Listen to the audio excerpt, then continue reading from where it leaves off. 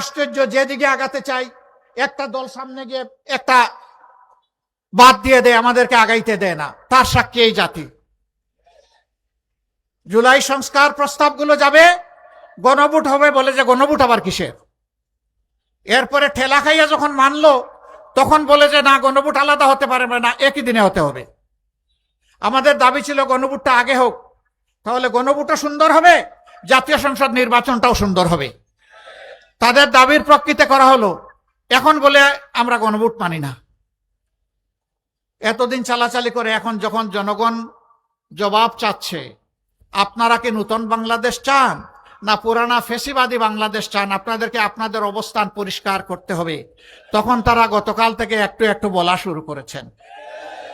আসলে এরই বলে ঠেলার নাম বাবাজি। অতীতেরটা বাদ দিলাম, রাখেন কে কি করেছে, অনেকে গুপ্ত সুপ্ত আরো কত কিছু বলে। রে ভাই, এগুলার কোনো সীমানা নাই। নিজেই যারা গুপ্ত হয়ে উদাও হয়ে গিয়েছিল বছরের বছর, যারা মজলুমদেরকে বলে এরা নাকি গুপ্ত আর সুপ্ত। ভাই, একটু নিজের দিকে সবাই তাকায়, এটাই ভালো হবে। আমাদের যুবক যুবতী যারা একটা আকাঙ্ক্ষা নিয়ে লড়াই করেছিল, বুক চিতিয়ে, তাদেরকে সম্মান করবে। আফসোস, কেউ কেউ তাদেরকে অপমান অপদস্থ করতে লাগলো, তুচ্ছ তাচ্ছিল্য বলে কথা বলতে লাগলো, তাদেরকে কোনো পাত্তাই দিতে লাগলো না।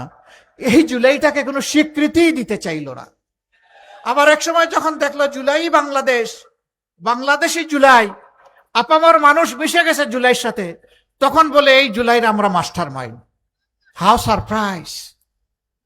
তারা একবার মানে না, আর একবার মাস্টার মাইন্ড হয়ে যায়।